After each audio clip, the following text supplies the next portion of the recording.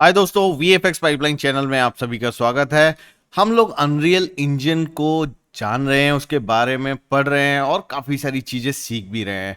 आपने सारे वीडियोस मेरे प्रीवियस देखे हैं और काफ़ी अच्छे रिस्पॉन्सेज आपने दिए हैं, कमेंट्स भी काफ़ी अच्छे अच्छे किए हैं और सब्सक्राइब भी किया है चैनल को। अगर आपने अभी तक VFX पाइपलाइन चैनल को सब्सक्राइब नहीं किया तो कर लो यार, क्योंकि काफ़ी और भी वीडियोस बनाने वाला हूँ अभी मैं अनरियल इंजन के ऊपर।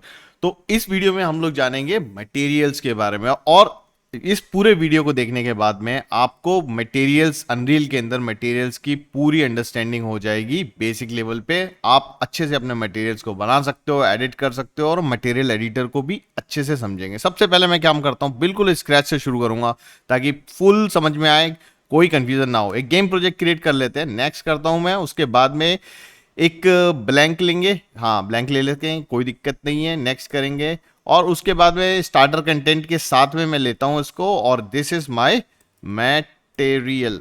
अब यहाँ पे लिखेंगे ना, मटेरियल, मटेरियल प्रोजेक्ट। और उसके बाद में एक प्रोजेक्ट क्रिएट कर लेता हूं। तो जैसे ही आप प्रोजेक्ट क्रिएट करते हो तो अनरियल इंजन आपका स्टार्ट होता है और स्टार्टर कंटेंट आपको दे देगा। स्टार्टर कंटेंट में आपको रिकमेंड करूंगा कि आप जरूर यूज करें अगर आप पहली बार स्टार्ट कर रहे हो, क्योंकि इसमें आपको काफी सारे मटेरियल्स ऑलरेडी प्री बिल्ड मिल जाते हैं जिनको आप स्टडी करके काफी अदर अपने जो कस्टम मटेरियल्स हैं या आपके सीन के लिए जो भी मटेरियल्स आपको बनाने हैं वो आप यूज कर सकते हो। तो सबसे पहले मैंने देखा यहाँ पे मेरे पास एक डिफॉल्ट सीन आ गया है जिसमें ऑलरेडी कुछ टेक्सचर्स मटेरियल डले हुए हैं, लेकिन हमें यहाँ पे बिल्कुल स्टार्टिंग से शुरू करना है। तो सबसे पहले एक काम करते हैं, आप चलिए कंटेंट के अंदर स्टार्टर कंटेंट में जाइए। यहाँ पे प्रॉप्स है, ठीक है। प्रॉप्स के अंदर जाएंगे हम, और ये अभी मेरे को ये नहीं चाहिए एक्चुअली में। मैं इसको यहाँ से ये चेयर और बाकी की खामखा की चीज़ हटा देता हूँ यहाँ से, ताकि हम सिर्फ फोकस रहें जो हमें करना है। और मैंने क्या किया, जी प्रेस किया तो मेरा वो गेम मोड पे आ गया। लेकिन देखो ये शेडो अभी तक गई नहीं है यहाँ से, क्योंकि उसका रीज़न ये है कि वो जो हमारी लाइट्स जो लगी हुई थी वो ऑलरेडी बेक होके आई हैं यहाँ पे। तो आपने क्या करना है, एक बार बिल्ड में जाके बिल्ड लाइटिंग ओनली कर लो। बिल्ड लाइटिंग ओनली करने से क्या होगा, एक स्वाम एजेंट आपका एक ओपन होगा और बैक एंड में आपकी पूरे जो लाइटिंग है और जो भी आपके मटेरियल टेक्सचर्स हैं जो बेक हो रखे हैं लाइटिंग के शेडो के साथ में, वो फिक्स हो जाएंगे। ठीक है, अब ये देखिए, अब हमारे वो शेडो फिक्स हो गई। एफ प्रेस करते हैं, बिल्कुल यहाँ पे सेंटर में आ जाते हैं, एवरीथिंग इज फाइन। अब एक काम करेंगे, ये मटेरियल प्रीव्यू करने के लिए ना एक बहुत बढ़िया एक डमी ऑब्जेक्ट है जिससे आप यूज कर सकते हो। मैं एक काम करता हूँ, फ्लोर को भी हटा देता हूँ। लेट्स हटा उसको यहाँ से, और बेसिक में जाके एक सिंपल प्लेन ले लेता हूँ। प्लेन को ड्रैग एंड ड्रॉप करता हूँ, इसकी बिल्कुल सेंटर में लेके आता हूँ इसको। यहाँ से डिफॉल्ट कर दो, आर प्रेस करके स्केल कर लेता हूँ इसको, ठीक है। ताकि अभी हमारे पास कुछ डिस्ट्रैक्ट नहीं होगा। अभी हमारा सिर्फ फोकस रहेगा मटेरियल्स के ऊपर, ना कि बाकी की चीज़ों के ऊपर। अब देखो ये थोड़ा सा हवा में उड़ रहा है, इसको मैं थोड़ा सा ग्रिड पे ले आता हूँ। तो देखो, एक आपको एक टिप दे रहा हूं, जब भी आपका कोई ऑब्जेक्ट अगर बिल्कुल फ्लोर पे या ग्रिड पे नहीं है और अगर ऊपर है, कहीं पे इतना ऊपर है और आपको एग्जैक्टली वो ग्रिड पे लेके आना, तो आपके जो कीबोर्ड में एंड की है ना, END, एंड की, उसको प्रेस कर दो। जैसे आप वो एंड की प्रेस करोगे तो वो आपका बिल्कुल ग्रिड पे आ जाएगा। देखो क्या परफेक्टली आ गया ना, नीचे आके टपक जाएगा एकदम सटाक। Okay, let's see. यहाँ पे अभी मेरे पास एक डमी ऑब्जेक्ट है जो कि काफ़ी अच्छा मटेरियल प्रीव्यू करने के लिए ऑप्शन है। तो सबसे पहले अगर आप मेरे को मटेरियल क्रिएट करना है तो मैं रिकमेंड करूंगा आप पहले एक नया फोल्डर बना लो, और उस फोल्डर में उसका नाम लिख दो जो भी आपको करना है। मटेरियल्स करने हैं ना, इसके अंदर मटेरियल्स ऐड करने हैं, तो फिर यहाँ पे मटेरियल्स नाम का एक फोल्डर बना दो। देखो ये कोई जरूरी नहीं है कि करना है, पर ऐसा करोगे तो अच्छी बात है यार। थोड़ा सा ऑर्गेनाइज करके रखोगे ना अपने सीन को, तो आपको बाद में ढूंढने में आसानी होगी। अब यहाँ पे मटेरियल क्रिएट करने के दो तीन तरीके हैं। मैं पहले आपको सिंपल वाला बता देता हूँ। आप अपने कंटेंट ब्राउजर पे जाएंगे, ठीक है। अगर आप गलती से कंटेंट ब्राउजर क्लोज कर चुके हैं और आपके पास है ही नहीं, आप कहोगे कि भाई तुम्हारे पास तो कंटेंट ब्राउजर है, हमारे पास तो है ही नहीं, तो कोई दिक्कत नहीं है। देखो मेरे पास भी अब नहीं है, लेकिन इसको लाने के लिए आप फिर से विंडोज में चले जाइए, और विंडोज में जाने के बाद में आपने सिर्फ यहाँ पे जाके लेआउट जो है ना आपका, उसको load layout, default editor layout, ठीक है। यहाँ पे अगर आप इसको करोगे तो आपको फिर से वो पूरा का पूरा लेआउट जो डिफॉल्ट में रहता है, जिसमें कंटेंट ब्राउजर भी रहता है, वो आपका वहां पे मिल जाएगा। समझ गए। अदरवाइज आपको सिर्फ कंटेंट ब्राउजर ही वापस लेके आना है, तो आप यहां से अपना कंटेंट ब्राउजर ले आइए। देखो आप 4 विंडो ओपन कर सकते हो कंटेंट ब्राउजर की। कई बार क्या रहता है कि हमारे पास 2 मॉनिटर होते हैं, हम इसको उठा के साइड में रख लेते हैं, वहां पे सारा आइटम देखते रहते हैं और यहाँ पे क्रिएट करते रहते हैं। ऐसे आपके साथ व्यू पोर्ट में होता है, व्यू पोर्ट भी काफी सारे क्रिएट कर सकते हो, राइट। चलो आ जाओ वापस, मटेरियल क्रिएट कर रहे हैं अपन। यहाँ पे न्यू प्लगइन्स अवेलेबल करके ये बार बार आएगा जब भी अगर आपके पास कोई प्लगइन आपने इंस्टॉल किया हुआ है, उसका अपडेटेड वर्जन है। तो फिलहाल के लिए इस पर डिसमिस करते हैं।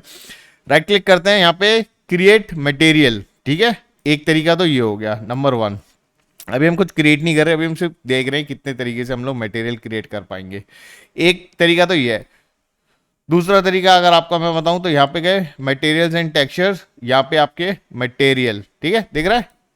इसको मैं प्रेस करता हूँ 2। तो अब हमने एक तरीका तो डायरेक्ट ये था जिसमें क्रिएट बेसिक एसेट में जाके, और दूसरा तरीका क्या था, मटेरियल्स में जाके यहाँ पे मटेरियल सेलेक्ट कर लिया, ठीक है।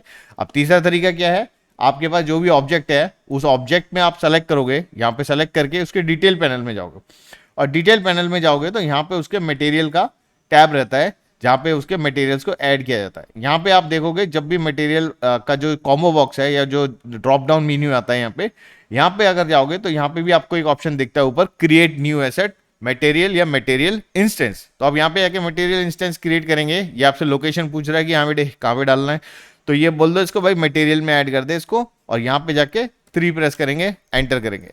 अब देखो हमने 3 तरीके से मटेरियल क्रिएट किया, आप चाहे कैसे भी क्रिएट करो, आउटपुट वही आना है, ठीक है। तो अब मैं चलता हूँ सिंपल, बाकी के फालतू जो भी मटेरियल मैंने क्रिएट किए उन सबको मैं डिलीट कर देता हूँ। और जब भी आपको डिलीट करना है सेलेक्ट करके फोर्स डिलीट, डिलीट, गायब। अब मेरा जो मटेरियल है ये मेरा नंबर 1 नंबर का मटेरियल है। जब भी ये मटेरियल क्रिएट होगा यहाँ पे एक स्टार साइन बना हुआ आएगा, आप कंट्रोल प्रेस करके स्क्रॉल बार दबाओगे तो आप अपने कंटेंट ब्राउजर को जूम इन और जूम आउट कर सकते हो। और ये काफ़ी ज़्यादा इंपॉर्टेंट होता है अगर आप कुछ मटेरियल या टेक्सचर्स को ढूंढ रहे हो अपने कंटेंट ब्राउजर में, तो इससे उसका जो थंबनेल का प्रीव्यू है वो काफ़ी बड़ा हो जाता है, जिससे आप आराम से देख सकते हो, विजुलाइज कर सकते हो चीज़ों को।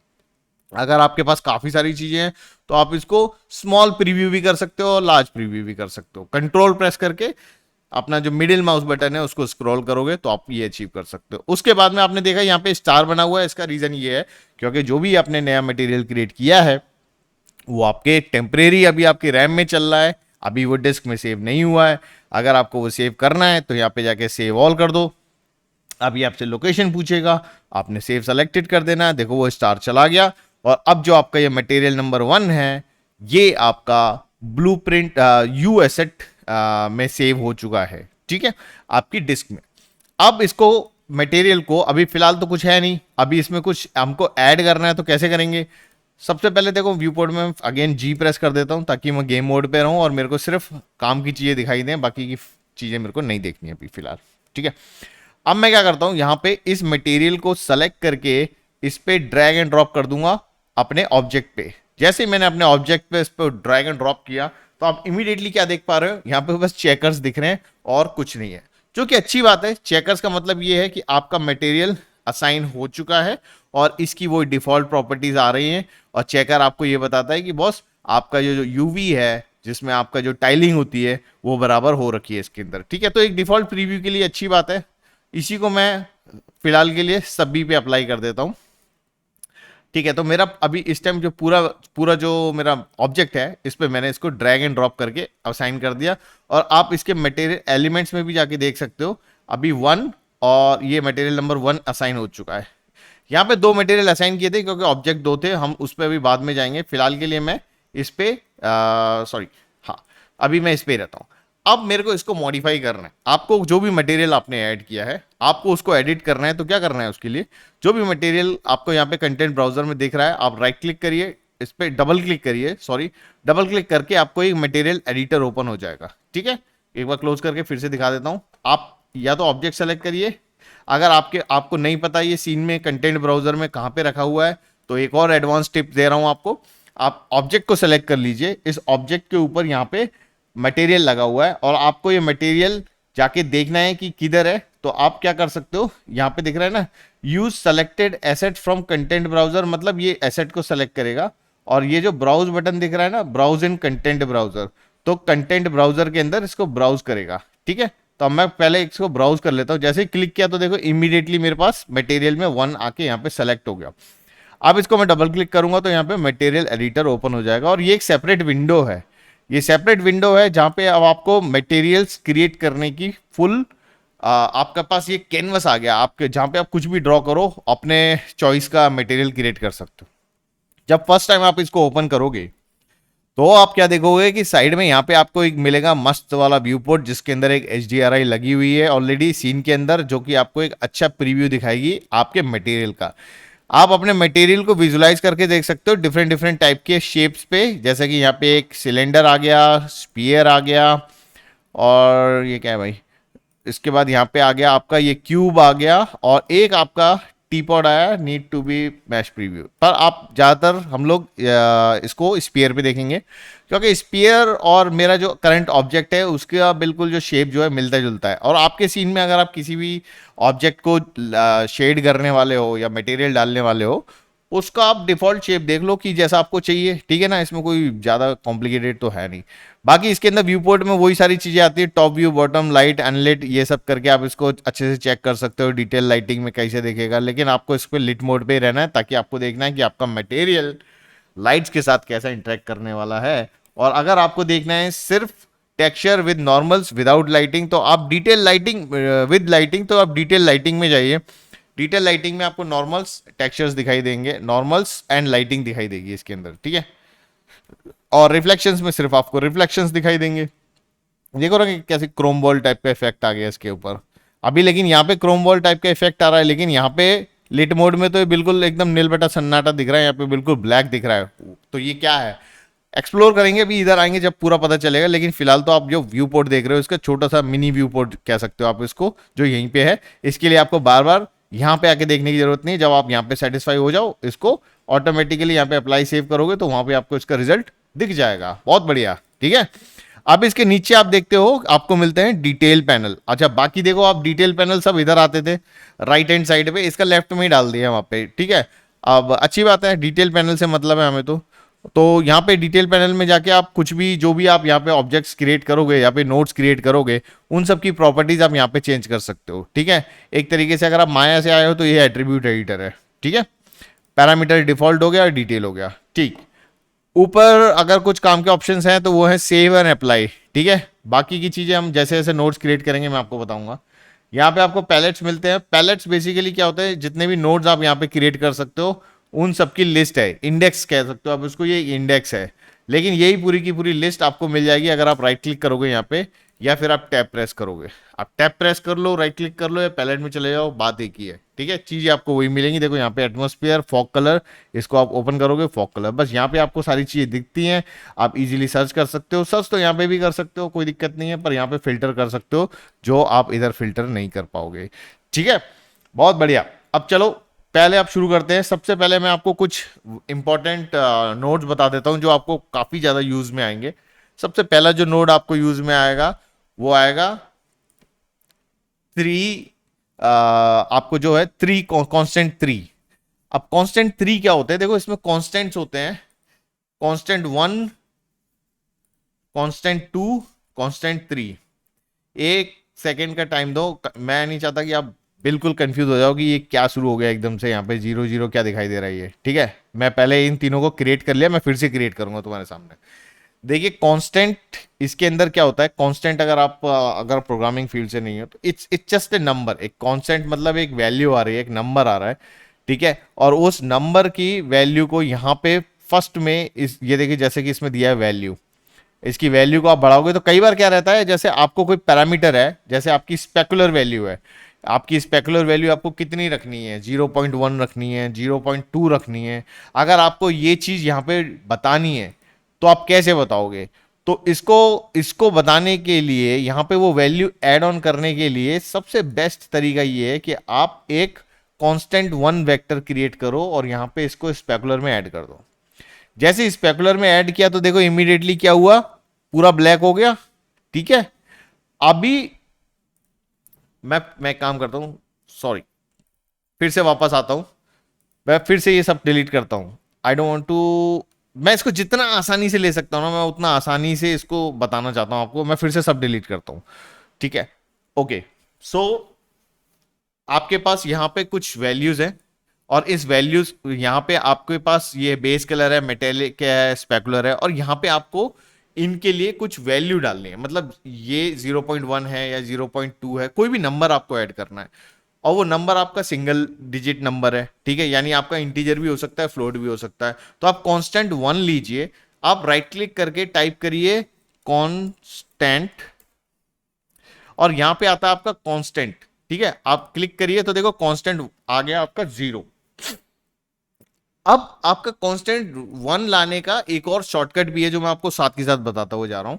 आप 1 प्रेस करिए कीबोर्ड के अंदर, जैसे 1 2 3 ऊपर लिखे हुए ना कीबोर्ड में, वहां पे आप 1 प्रेस करके रखिए, 1 प्रेस करके और अपना लेफ्ट क्लिक दबा दीजिए यहां पे ग्राफ एडिटर में। आप जैसे ही क्लिक करेंगे तो ऑटोमेटिकली एक ये कांस्टेंट 1 आपका आ जाएगा, ठीक है। दोनों एक ही है, कोई भी रख लो, कोई भी डिलीट कर दो, कोई दिक्कत नहीं है।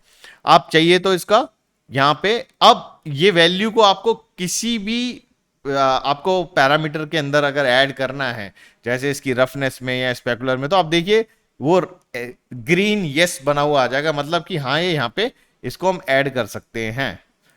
अगर आपको कांस्टेंट 2 चाहिए, कई सारी जगह पे होता है कि हमें दो वैल्यू चाहिए, ठीक है, यानी कि आप एक्स और वाई कह सकते हो, यूवी के लिए एक्स और वाई होता है, ठीक है। तो उस सिचुएशन में आप यहां पे फिर से 2 प्रेस करिए, अपने कीबोर्ड पे 2 प्रेस करके रखिए और क्लिक कर दीजिए। तो आप जैसे आपने 1 प्रेस करके 1 कांस्टेंट लिया था, 2 प्रेस करके आप 2 कांस्टेंट ले सकते हो। 2 कांस्टेंट लेने के बाद में अब आप इसको ड्रैग एंड ड्रॉप करेंगे तो ये इमीडिएटली आपको बता रहा है हाँ भाई मैं इसको भी ऐड कर सकता हूं। एक चीज मैं आपको दिखाऊंगा, अब यहां पे देखो 1 जो आपका कांस्टेंट 1 जो था उसके अंदर जो आपकी वैल्यू थी वो थी 0 0, ठीक है, यहां पे लिख रहा है वैल्यू। लेकिन जैसे मैं 2 को सेलेक्ट करता हूं तो अब यहां पे वैल्यू नहीं लिखा हुआ रहा, यहां पे लिखा हुआ रहा आर और जी। और आप 3D के बंदे हो, अब तो मटेरियल तक आ गए, तो इसका मतलब आपको अच्छे से पता है आर और जी का मतलब क्या है। आर और जी का मतलब हो गया यहाँ पे रेड और ग्रीन।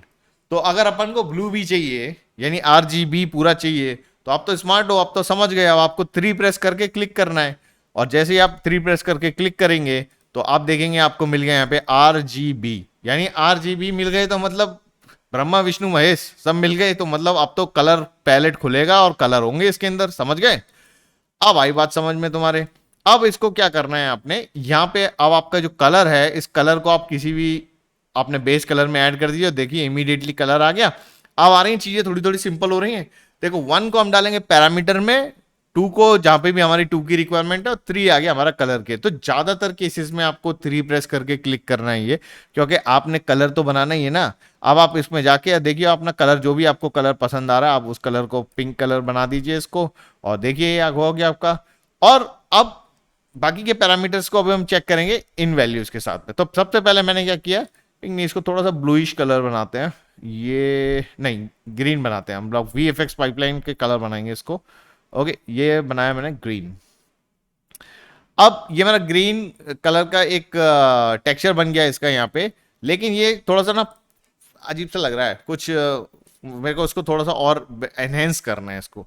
तो उसके लिए क्या करेंगे, सबसे पहले मैं आपको ये जो इसकी रफनेस वैल्यू है वो पहले बता देता हूँ, क्योंकि इसमें अभी मेरे को बिल्कुल भी रिफ्लेक्शंस वगैरह नहीं दिख रही, जो कि मेरे को इसको रिफ्लेक्टिव बनाना है।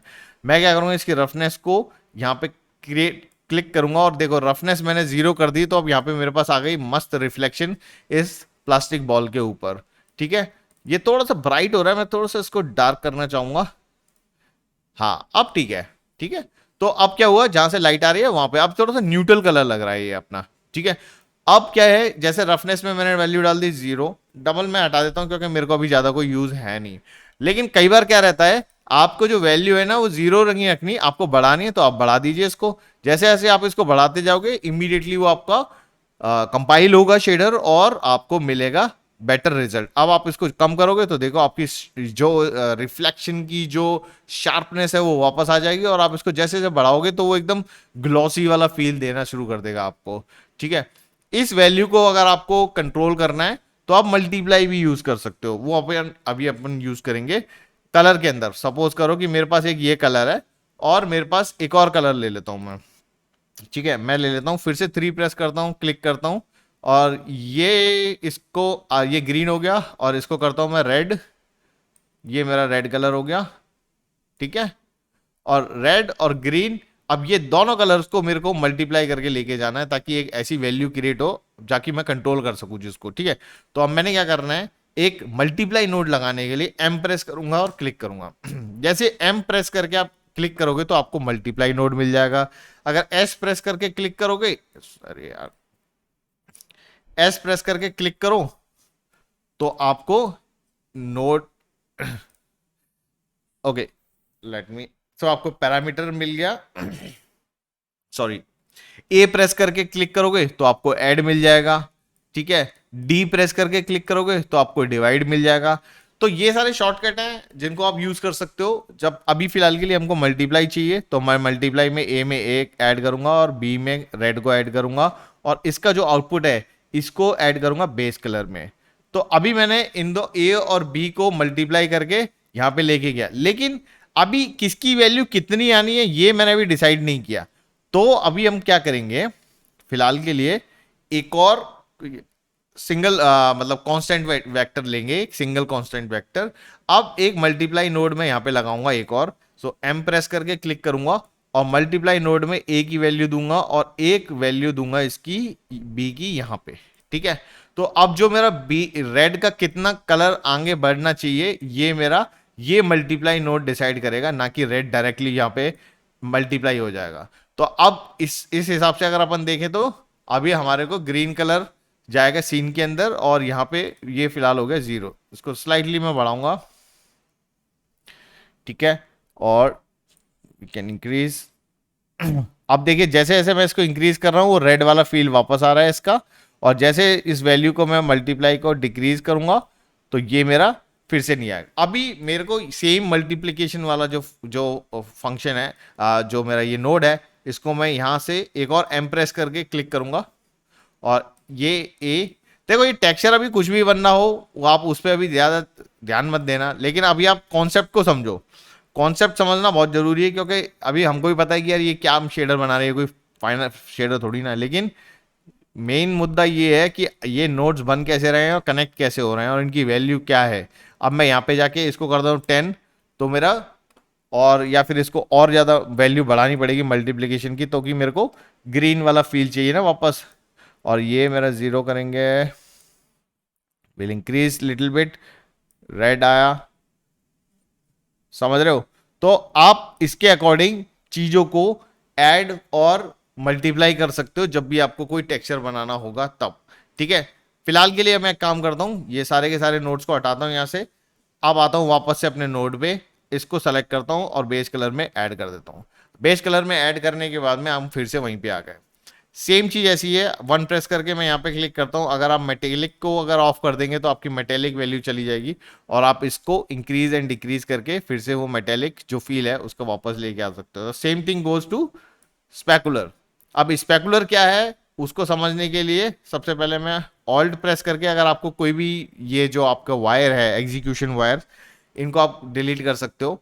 और यहाँ पे आके अब आपका ये जो वैल्यू है स्पेकुलर की, आप देखिए यहाँ पे आपको एक व्हाइट कलर का ये स्पेकुलर दिख रहा है, इसको बोलते हैं स्पेकुलर। अगर मैं इसको 0 कर दूंगा तो देखो वो बिल्कुल गायब हो गया, और जो कि 0 पे बिल्कुल गायब हो जाएगा। और जैसे जैसे स्लाइटली मैं बढ़ाऊंगा तो वो वहां पे वापस आने लगेगा। ये देखो इस जगह पे ये जो व्हाइट कलर का दिख रहा है ना, सो ये स्पेकुलर है। इस स्पेकुलर को आप यहां से कंट्रोल कर सकते हो कितना ब्राइट करना है और कहां पे रखना है, ठीक है, ओके। अब उसके बाद में आपको मिलता है इसके अंदर एक एमिसिव कलर जो कि काफी इंटरेस्टिंग है। वो एमिसिव कलर आपको देखना है, ये जो ऑब्जेक्ट है इसका कलर एमिसिव में मैंने ग्रीन को ही अगर ऐड कर देता हूं तो ये एक तरीके से एक लाइट सोर्स की तरह एक्ट करेगा और जो आसपास के जो ऑब्जेक्ट्स है ना उनको भी ग्लो करना शुरू कर देगा। फिलहाल के लिए एमिसिव कलर मैं इसमें नहीं बताऊंगा, वो मैं बताऊंगा आपको अनरियल इंजन 5 वाले वीडियो में, क्योंकि उसमें तो आप देखोगे ना मजा ही आ जाएगा आपको बिल्कुल। उसके अंदर जो ल्यूमिन की जो सेटिंग्स है ना, जैसे वो वर्क करता है ना। चलो सब्सक्राइब कर लो वीएफएक्स पाइपलाइन चैनल को, क्योंकि अनरियल इंजन 5 पे हम जल्दी आने वाले हैं 4 को निपटा के, ठीक है। अब मैं क्या करता हूँ यहाँ पे हटा लेता हूँ। अब तुम कहोगे कि यार ये ग्रीन ग्रीन हम यहाँ पे ऐड करते जा रहे हैं, लेकिन ये इसका करना क्या है अभी। तो यहाँ पे हमारा जो ऑब्जेक्ट क्रिएट किया था हमने, ये अभी तक ऐसा ही है। सबसे पहले आप सेव करेंगे और अप्लाई करेंगे। जैसे आपने सेव और अप्लाई किया तो आपका जो शेडर आपने बनाया है वो देखो सीन में आके अप्लाई हो चुका है, और सीन में ये बिल्कुल ग्रीन दिख रहा है। लेकिन कुल मिला के क्या है कि अबे ये क्या शेडर है, ये तो सिंपल कलर डाल दिया, ये कोई शेडर होता है क्या? बिल्कुल सही बात है, आपकी बिल्कुल बात सही है, शेडर ऐसे नहीं होते। आप एक काम करिए, अब आपको टेक्सचर बनाना है, इसके ऊपर इमेजेस डालनी है, वो कहाँ से डालेंगे? वो इंपॉर्टेंट पार्ट है, राइट। सबसे पहले तो कुछ इमेजेस होनी चाहिए आपके पास। इमेजेस लाने के लिए अब मैं इस कलर नोड को हटा रहा हूँ। कलर नोड को हटाने के बाद में आप यहाँ पे टी प्रेस करके क्लिक कर सकते हैं, और टी टी फॉर आपका जो भी टेक्स्ट, और इसको क्लिक किया तो आपको मिलता है एक टेक्सचर सैंपल। आप इस टेक्सचर सैंपल को क्रिएट करेंगे, इसके अंदर डालेंगे इमेज। जैसे यहाँ पे आपको मिल रही है टेक्सचर कौन सा है भाई, तो आप फिलहाल के लिए कोई भी एक इमेज डाल देता हूँ इसके अंदर। मैं इसके अंदर एक ये इमेज डाल देता हूँ ईंटों वाली, ठीक है। अब ये ईंटों वाली इमेज मैंने डाली, सॉरी, ओके। तो ईंटों वाली इमेज मैंने डाल दी। अब देखो यहाँ पे इसको मैंने क्या करना है, इसकी जो आरजीबी वैल्यू निकल के आ रही है यहाँ से, उसको मैं बेस कलर के अंदर ऐड कर दूंगा। जैसे मैंने बेस कलर में ऐड किया तो देखो यहाँ पे क्या हुआ, यहाँ पे मेरे को ईंटें दिखाई देने लग गई अपनी, ठीक है। सेव अप्लाई, सेव अप्लाई करते ही अब क्या होगा, ये जो मेरा ऑब्जेक्ट था इसके ऊपर वो ईंटों वाला टेक्सचर आ चुका है। लेकिन यार तुम कहोगे कि ईंटें ऐसी चमकीली थोड़ी ना होती हैं, बिल्कुल सही कह रहे हो तुम। उसके लिए बाकी की जो सेटिंग्स थी जैसे हमने बताया था वो अपने को फिक्स करनी पड़ेंगी। वन प्रेस करके सबसे पहले तो अपन रफनेस को बढ़ा देंगे, रफनेस को कर देंगे 1, ठीक है। आप देखिए यहाँ पे, और स्पेकुलर को कर देंगे बिल्कुल 0। तो 1 प्रेस करके अगेन, स्पेकुलर चाहिए ही नहीं हमको, क्योंकि ईंटों पे स्पेकुलर, कोई भीगी हुई ईंटें थोड़ी ना ये, ठीक है। और उसके बाद में अप्लाई करेंगे इसको। अब अप्लाई करने के बाद में देखो अब ये हो गया बिल्कुल रफ।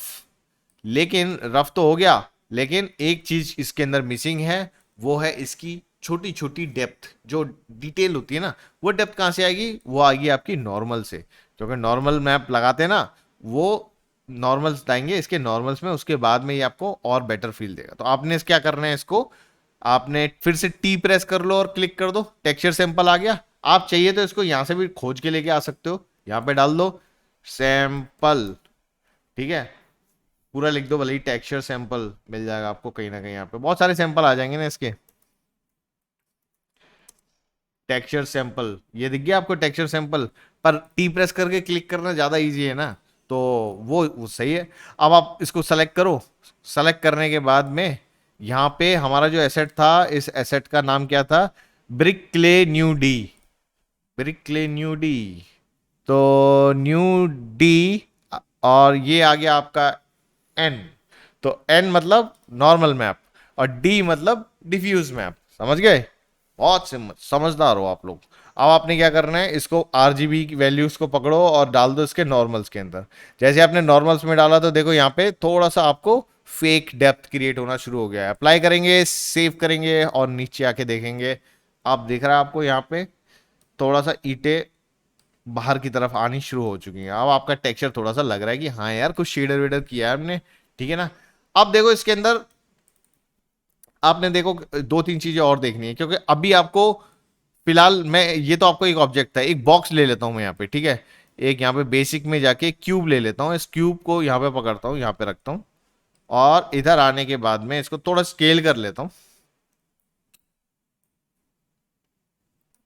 ठीक है। तो ये हमारा एक क्या हुआ, हमने एक छोटा सा कमरा बना दिया, एक रूम बना दिया एक बढ़िया वाला, ठीक है।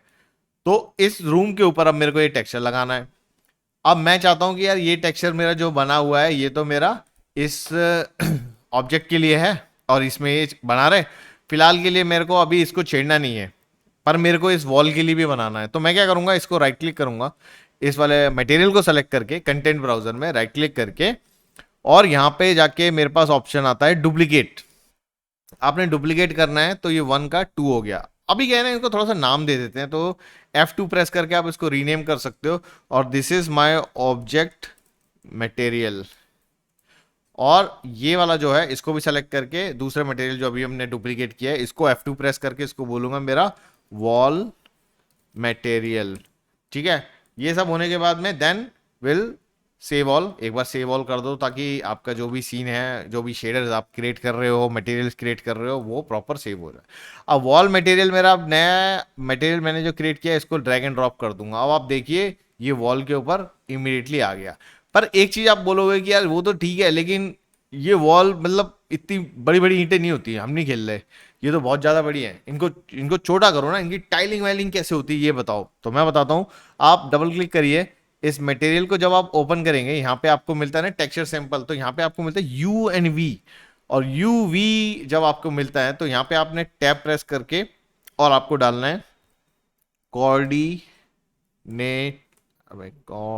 Texture coordinate. ठीक है, टेक्सचर कोऑर्डिनेट को आप सर्च करो और इसको ले जाके यहाँ पे इसके यूवी में डालो, और सेम टेक्सचर कोऑर्डिनेट को आपको उठा के नॉर्मल्स में डालना है, क्योंकि सेम ही टेक्सचर है, टेक्सचर अलग है नहीं, तो सेम टेक्सचर है, तो इसको आप ऐसे यूज करेंगे। फिलहाल अप्लाई सेव अप्लाई करेंगे और कोई फर्क नहीं दिखेगा आपको, क्योंकि अभी आपने कुछ किया ही नहीं है, टाइलिंग तो आपकी उतनी ही है। अब देखो, पहले आपको जो व्यू पोर्ट दिख रहा है ना, अभी मैं क्या करता हूँ इसको क्यूब कर लेता हूँ। अब तो हमारा जो राउंड शेप वाला था ना, हम उसमें देख के कर रहे थे, और अभी हमारा जो शेप है वो इस टाइप का है, समझ रहे हो। तो इसलिए आपको ये मल्टीपल प्रीव्यू दिए जाते हैं मटेरियल में, ताकि आप चीजों को अच्छे से विजुलाइज कर सको मटेरियल एडिटर में। खामखा में नहीं दिए हैं किसी ने, समझ रहे हो, सबके यूज है, तो उनको यूज समझो। अब आता हूं मैं वापस से, अब ये आया आपका यहाँ पे। अब मेरे को क्या करना है, टाइलिंग करेक्ट करनी है, तो इसको मैं 5 करता हूं पहले और देखता हूं अच्छे से। 5 किया तो ईंटें छोटी हो रही हैं, चलो ठीक है। अब इसको करता हूं मैं 5। अब इसको थोड़ा सा जूम करता हूं तो देखता हूं अब ये थोड़ी सी दीवार मेरे को थोड़ी सी बेटर लग रही है, ठीक है ना। अगर आप यहाँ पे पूरा ओके हो तो ठीक है, अगर नहीं हो तो आप फिर से इसको थोड़ा सा कम ज्यादा करके देख सकते हो। मैंने इसको 3 किया, ठीक है, 3 करके थोड़ा सा स्ट्रेच हो गया, लेकिन 4 करता हूं। हाँ, ये थोड़ा सा बेटर लग रहा है, ठीक है ना। अप्लाई करेंगे, सेव करेंगे, और आप देखिए आपकी टाइलिंग कितनी परफेक्ट हो गई है यहाँ पे। तब भी ये आपके ऊपर ही डिपेंड करता है कि आपको कैसे कैसी टाइलिंग रखनी है, क्योंकि देखो अल्टीमेटली सीन तो आपको बनाना है, और आपको पता होगा कि आप क्या करने वाले हो। मैं तो आपको सिर्फ इतना बता सकता हूँ कि चीजें यहाँ पे कैसे हो रही हैं, ठीक है। उसके बाद में जब आपका मटेरियल आपने असाइन कर दिया, और देन अगर आप चाहिए तो फिर आप वही, जैसे आपके मल्टीप्लाई वाले नोड थे, आप उनको यूज करके इसके अंदर कुछ और कलर्स को भी टिंट टिंट करके दे सकते हो। फॉर एक करके देख लेते एक सैंपल में। जैसे मैंने 3 प्रेस करके क्लिक किया और यहाँ पे मेरे पास एक कलर आया, मैंने एम प्रेस किया यहाँ पे और मल्टीप्लाई ले लिया। ये कलर मैंने इसके आरजीबी को ए में डाला, और इसके आरजीबी को, टेक्सचर सैंपल के आरजीबी को मैंने बी में डाला, और इनका जो आउटपुट है वो बेज कलर में ऐड कर दिया। तो अभी मेरा पूरा ब्लैक हो गया, जो कि हो जाएगा, कोई दिक्कत नहीं है। लेकिन अब यहाँ पे जाके मैं एक कलर दे देता हूँ इसको, फॉर एग्जाम्पल एक इसको हल्का सा ग्रीन कलर दे देता हूँ, ठीक है, और ओके करता हूँ। अब मैंने क्या किया, इसको ग्रीन कलर दिया, तो देखो इसकी जो दीवार है ना वो पूरी ग्रीन कलर की ऐसी होने लग गई। और ये ग्रीन जो है ना वो कुछ ज्यादा ही हो गया, और मेरे को इतना ज्यादा वो ग्रीन चाहिए नहीं, तो उसको कंट्रोल करने के लिए हमको क्या करना पड़ेगा, एक और मल्टीप्लाई नोड लगाना पड़ेगा। इस ग्रीन की वैल्यू यहाँ पे लो, ठीक है, और देन इसका आउटपुट लो आप इसके बी में, और यहाँ पे बी के अंदर आपकी जो वैल्यू है, ओवरऑल वैल्यू जो है, आप इसको पहले मल्टीप्लाई करके लेके आओ कि आपको कितनी ग्रीन चाहिए।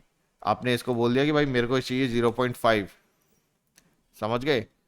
तो उस तरीके से आप इसको कंट्रोल कर सकते हो चीजों को, ठीक है। अब मैं आता हूं फिर से अपने पॉइंट पे। Let's delete this, delete this, delete this, अपना फिर से बेस कलर को ऐड कर देता हूं, क्योंकि ये दीवार ऐसी अच्छी लग रही है। ज़्यादातर रिकमेंड यही किया जाता है, अगर आपको कुछ भी चेंजेस करने हैं टेक्सचर में, तो बेटर ये है कि आप अपने टेक्सचर्स को ना अपने जो भी फोटोशॉप है, गिम्प है, क्रीता है, वट जो भी सॉफ्टवेयर आप यूज कर रहे हो वहां पे इनको एडिट करके लाओ, मॉडिफाई करके लाओ। अगर आपके पास कोई 3D ऑब्जेक्ट है जो कि आप माया से या ब्लेंडर से या कहीं से भी लेके आए हो, इंपोर्ट किया है आपने, तो उसके अंदर आप उसकी यूवीज वहीं पे बन के आई होनी चाहिए उसके अंदर। और आपकी यूवीज कैसी हैं, कैसे बन के आई हैं, वो आपको देखना है, तो मैं आपको दिखा देता हूँ। आप पहले ऑब्जेक्ट कोई भी आपका, उसको मैं एक बार ब्राउज कर लेता हूँ और आपको दिखाता हूँ। जैसे मेरा यही ऑब्जेक्ट है, इसको मैं सेलेक्ट किया, डबल क्लिक किया, तो स्टैटिक मैश व्यूअर आ गया यहाँ पे, जिसमें पूरा आपका व्यू हो जाता है जो भी ऑब्जेक्ट है। तो हमारा ये ऑब्जेक्ट था, इसमें मैं इसके यूवीज पे जाता हूँ और इसके यूवीज चेक कर लेता हूँ यहाँ पे। तो इस तरीके से आप इसके यूवीज भी चेक कर सकते हो, जो भी ऑब्जेक्ट आपका आया है यहाँ पे। समझ गए? तो काफी इंटरेस्टिंग है अनरियल के अंदर। अगर आपको क्रिएट करनी है यूवीज तो आप 3D ऑब्जेक्ट्स में ही करके लाइए, अदरवाइज आपकी जो टाइलिंग वाइलिंग के बहुत इश्यूज आ जाएंगे इसके अंदर में, ठीक है। और अगर अभी भी आपका कोई डाउट है मटेरियल्स एडिटर को लेके और कैसे मटेरियल क्रिएट करने हैं, तो आप मेरे को कमेंट में पूछ सकते हो। और यहाँ पे अभी काफी और भी इंटरेस्टिंग ऑप्शंस हैं, लेकिन उनका फायदा तभी आएगा तब आप पहले बेसिक अच्छे से समझ लोगे। बेसिक मैंने आपको बताया, आप इसके साथ प्ले अराउंड करिए, ठीक है। बाकी जैसे जैसे हम लोग रियल प्रोजेक्ट्स में एंट्री करेंगे तब आपको काफी कुछ इंटरेस्टिंग सीखने को मिलेगा, ठीक है दोस्तों। तो ये था अभी तक का मटेरियल्स ओवरव्यू, जिससे कि आप मटेरियल्स को स्टार्ट कर सको और मटेरियल्स के बारे में जान सको। उम्मीद करता हूं कि आपको कुछ नया सीखने को मिला होगा इस वीडियो में। आप प्लीज वीएफएक्स पाइपलाइन चैनल को सब्सक्राइब करें और अपने दोस्तों के साथ शेयर करें जो कि अनरियल इंजन सीखना चाहते हैं हिंदी में, ठीक है। तो मैं मिलता हूं आपको अपने अगले वीडियो में। थैंक यू दोस्तों।